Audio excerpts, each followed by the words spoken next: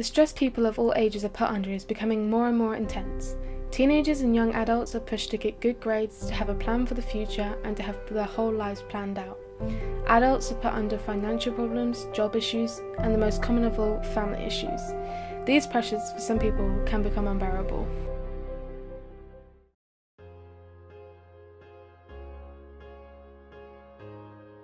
My name's Marie. I come from a village in North Devon called Braunton. I'm a wife, a mother, I'm nanny to two lovely grandchildren, but I'm also a peer support worker within mental health, and I'm chairman of the Devon Suicide Prevention Alliance. Within Devon I actually have quite a few different roles. At the hospital I'm what's known as a peer support worker, so I co-facilitate and produce different groups over the 3 acute inpatient wards. They're often around things like ward round, recovery, and I deliver my recovery story there.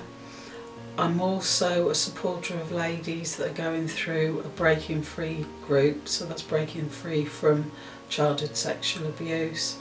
And I'm involved in redesigning services within Devon Partnership Trust, which is the organisation that delivers most of the mental health services within Devon.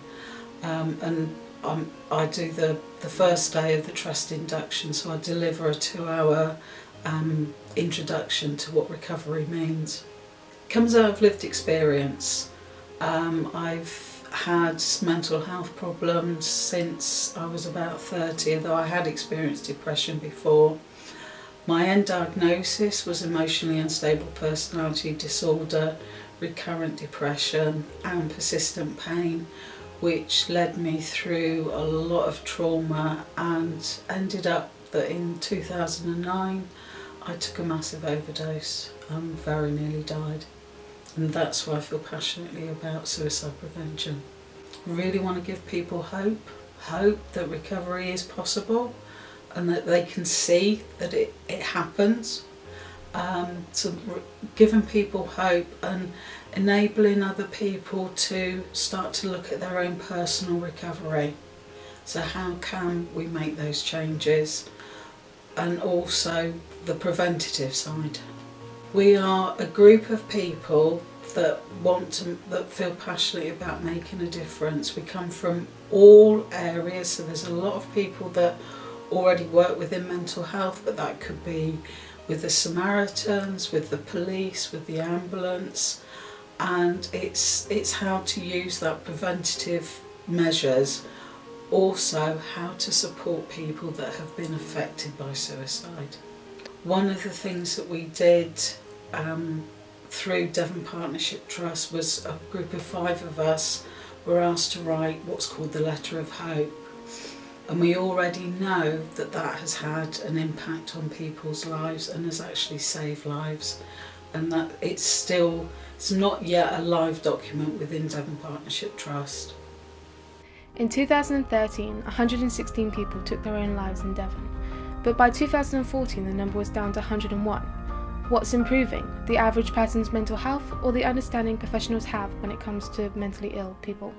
My name is Linda Davies. I live and work in Devon, and I've been a nurse for about 25 years. I've worked within the NHS on and off for the whole of that period of time. In the course of my work I've come across quite a few people with mental health issues, especially within the acute units. Did I have concerns that people would become suicidal? Yes, I did. Yeah, there were times when people were very near the point of breaking. Do I know where to send them? What to do? Yeah, I do. It would depend where I was working at the time. So if I was working as in a GP practice, then I would obviously get the GPs involved. I wouldn't say I was ever actually sat down and told that, no. I think I probably just knew that through my experience.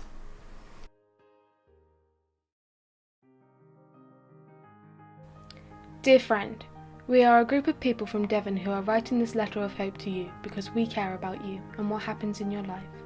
We do not know you, you do not know us, but we care. We care because, like you, we are struggling to stay alive. We attempted suicide. We went to A&E, were referred to the crisis team, or admitted to hospital after attempting suicide, and we survived. We have done more than survive. We have found the courage to live again. So please, if you are ever in such a dark and desolate place that you feel like taking your own life, this letter has been written to ask you to hold on. Give yourself time. We understand pain, especially emotional pain, which often others don't. Emotional pain hurts so much. It is that pain, along with loss, that brought us to suicide and hospital. Later we learned that it was not death we wanted, but to end the terrible thoughts, feelings and pain we were experiencing. Because of the experiences we have been through, we came together to write to you, offering hope. We survived. We want you to get through this too. We won't pretend to know exactly what you are feeling, because your feelings are uniquely your own. It is okay to feel the way you do.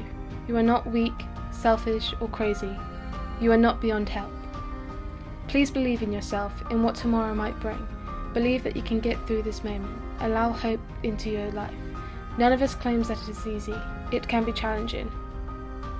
But however hard life gets, life offers possibilities that you may have forgotten exist, or have never even dreamed of.